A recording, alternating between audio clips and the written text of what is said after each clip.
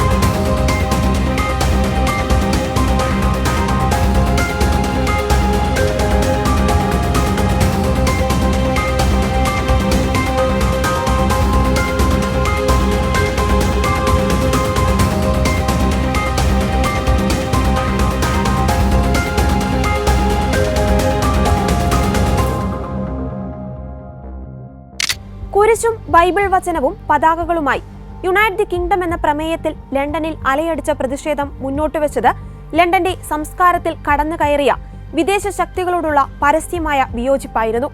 യൂറോപ്പിൽ പടർന്നു പിടിച്ച ഇസ്ലാമോഫോബിയയ്ക്കെതിരെ ശക്തവും ധീരവുമായ നിലപാടെടുത്ത ഇസ്ലാം വിരുദ്ധ പ്രവർത്തകനായ റോബിൻസണിന്റെ പ്രസംഗത്തോടൊപ്പം എക്സ് ഉടമയായ ഇലോൺ മസ്കിന്റെ പിന്തുണയും റാലിക്ക് ശക്തി പകർന്നു. ഒന്നുകിൽ നിങ്ങൾ തിരിച്ചടിക്കുക, അല്ലെങ്കിൽ മരിക്കുക എന്നായിരുന്നു വീഡിയോ കോൺഫറൻസിലൂടെ ഇലോൺ മസ്ക് ആഹ്വാനം ചെയ്തത്. ഇവിടെ സംഭവിക്കുന്നത് ബ്രിട്ടന്റെ നാശമാണ്. തുടക്കത്തിൽ സാവധാനത്തിലുള്ള മണ്ണൊലിപ്പ്, എന്നാൽ വൻതോതിലുള്ള അനിയന്ത്രിതമായ കുടിയേറ്റത്തിലൂടെ ബ്രിട്ടനിൽ അതിവേഗം വർദ്ധിച്ചു വരുന്ന മണ്ണൊലിപ്പെന്നായിരുന്നു മസ്കിന്റെ മുന്നറിയിപ്പ്. I think when you look at the behavior of organizations or people, you have to say, what is the incentive for these organizations? And frankly, there's a massive incentive on the left to import voters. So if they can't convince their nation to vote for them, they're going to import people from other nations to vote for them. This is a massive factor. And frankly, it's a strategy that will succeed if it is not stopped. Thus far, it is succeeding. And you see strong movements to allow people who are not from Britain to vote in Britain, to allow people who are not from France or elsewhere to vote in those countries, and thus depriving the citizens of their democratic power.